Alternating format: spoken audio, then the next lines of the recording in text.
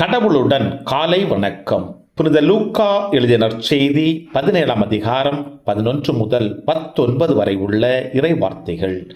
அக்காலத்தில் இயேசு எருசலேமுக்கு போய்க் கொண்டிருந்த போது கலிலேயா சமாரியா பகுதிகள் வழியாக சென்றார்.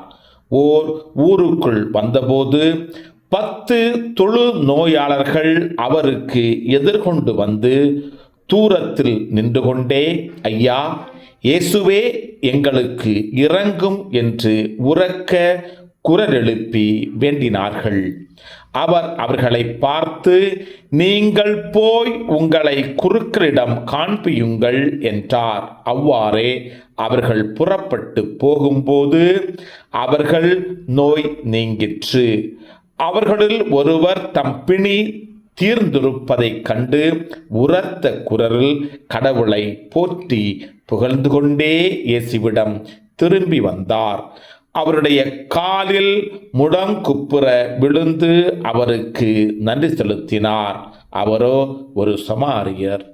இயேசு அவரை பார்த்து, 10 பேர்களின் நோயும் நீங்கவில்லையா? மற்ற 9 பேர் எங்கே? கடவுளை போற்றி புகழ அந்நியராகிய உம்மை தவிர வேறு எவரும் திரும்பி வர காணோமே என்றார். பின்பு அவரிடம், எழுந்து செல்லும், உமது நம்பிக்கை உமக்கு நலமளிக்கிறது என்றார்.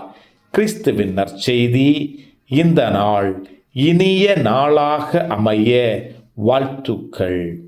பல பல பல புதுமைகள், பெருமைகள், இனிமைகள் இறங்கிய நல்ல நாள், ஒரு நல்ல நாள், நம் தேவன் தந்த நாள். இது நல்ல நாள், ஒரு நல்ல நாள், நம் தேவன் தந்த நாள்.